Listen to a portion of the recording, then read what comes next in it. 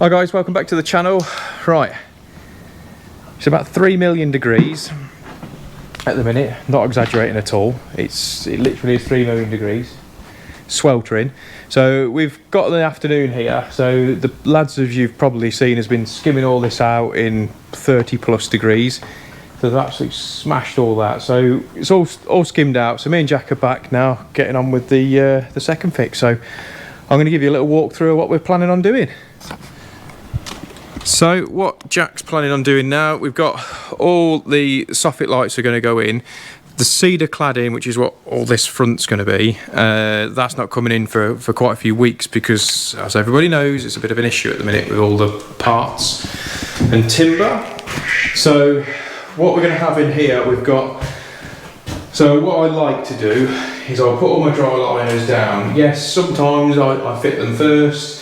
Other times I don't. It just depends on where I need to be and how much time I have. So what we've got here, we're going to have two passive speakers. There's one up here, which is live audio, sorting me out with all that lot, and then the master is going up here. So that's what that's for. So we're going to cut them in. I think it's off the top of my head, I think it's a 210mm hole cut out.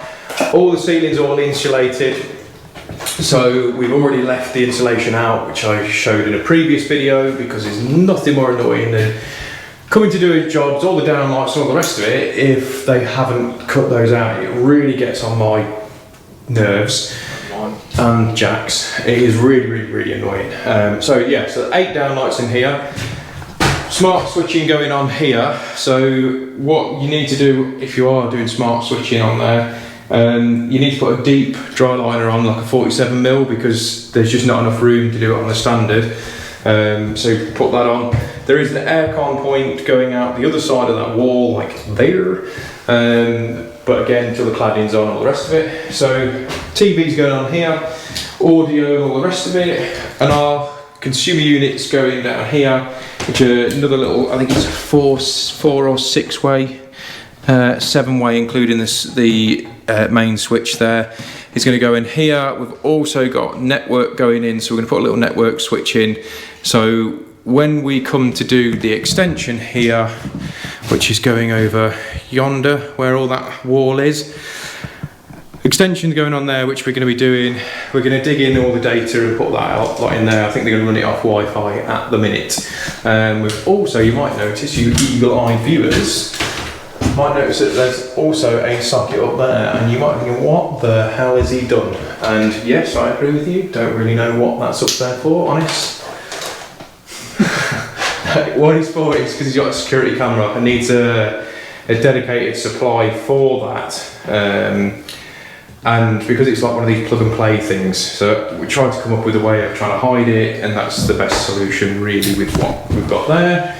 So yeah, so we'll mark it all out. I think what I'm going to do, because I haven't got keys for the actual garage where this has been picked up on, so like I say, in a previous video we did all the garage install. So what I'm going to do is try and get everything second fixed that I can do. Like I say, I've only got a matter of hours really here. So we'll see, so wish us luck. We'll set you up on time lapse a little bit, not too long, because it gets on my nerves after a little bit, and then I'll drag you in when we're setting out for doing other stuff, which I find quite interesting. So if you haven't subscribed, you know the usual, links in the corner, turn your notifications on, and you can keep up to date with what sort of shenanigans we're up to.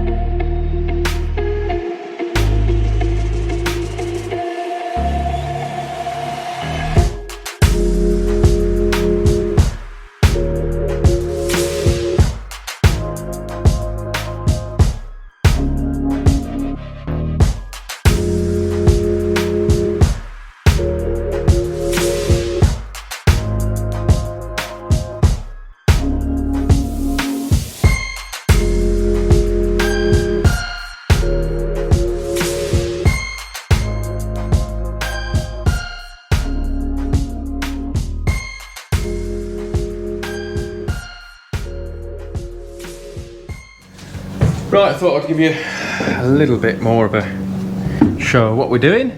So Jack's got the soffit lights in, so they're all in. Like I say, I'll have no power on in here today anyway.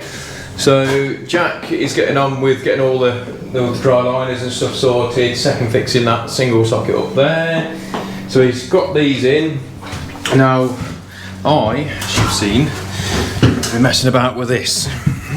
So actually been a bit awkward getting that on. I wanted to use some standoffs for here, and for those of you who don't know what they are these little beauties. So normally you put those behind, and obviously that gives you a bit of a void, but in fairness couldn't quite get the fixings to work very well on this right now. So what I've done is I've just mounted the board flat to it, channeled down the back to get all my network stuff to come out the bottom, so that took care of that, because eventually I think we're putting a little network switch in this area and they're gonna have to make a little cupboard to go around that. But yeah, it is like I say, I love these fuse box boards, to be fair. They are really good, and it's even in the last video is the first time I've used the normal height RCBOs, and like I say, normally I use the mini ones, but I got sent these by accident as such, because I didn't, by accident, I mean I didn't specify that they were, I wanted the mini ones, which is fine, it was my fault, which, well, that's the first and only time you'll see on this YouTube channel that I'll be admitting blame, isn't it, Jack? I don't like going down that road too often, but in fairness, I actually really like them, almost to the point where do I actually prefer them, because you can hide a bit more of the cable behind there. But there you go, a bit controversial, isn't it? So use the heat shrink on there, so heat shrink them all up, so that's all sorted. Now I know you can buy a specific heat gun, so those of you who've got one, don't shoot me, but I use this little beauty. So like I say, you've seen it in previous videos, Milwaukee little soldering iron, and I just find that brilliant. It's such an awesome bit of kit. And with my old one, my old soldering iron was a gas powered one, and I had it probably 20 years and it was absolutely awesome. So, and I used that for the same, for doing heat shrink, and I thought, well, I don't want to be buying one to see if it's better, do you know what I mean? So I've stuck with that. But soldering irons, if you want one, go and check them out, they are wicked. Not being paid or promoted whatsoever to, you know, push the Milwaukee stuff, but it's wicked, really is genuinely well worth the money. So yeah, so I'll say what I'll do is I'll dress these in now. I'll get all these sorted, ready for testing. Like I say, I've got no power coming into this building as yet. Like I say, all my armour's all in and terminated at the bottom, but that was a bit of a pig. But what I do now is I start off my highest ampage and then work my way down. So dress these in down the back here and then tidy them up. Sometimes I cut them short. Again, another controversial, but whatever. I just think they just look neater, but I'll try and see what they're like full length and leave them all in. And you'll know whether I liked it or not, because that's the factory end, and this is the ferrule end. So you'll know what I've done. Right, I thought I'd re-record this because I just recorded it, did a schoolboy error like I said about Jack doing recently. I forgot to turn the microphone on. What an idiot. So, what I was saying, which I'm now saying now, if you get what I mean. So you know when you come to put your dry liner in and you've got a joist right there. So Jack was using this one, which is the ones we're using, which he is doing down there, kneeling on something. So he's doing 2 of those down there. But this one, you've got you cut it and then basically there's a joist right there. So with those tabs being the way they are, they rotate round and it's not gonna happen. So what I've done, gone to the van and got an Appleby one. And we all know what these look like because you've got the tabs that hold behind the plasterboard like that. So little top tip for you is if you get it like that, cut the tab off, which is that piece there. Just get rid of that, she gone. And under there, just use a little 30mm screw. Screw that straight in. You got a real good fixes that problem. So that's another little handy tip for you. So I'll just show you what I've been up to. So sorted the board as we speak now.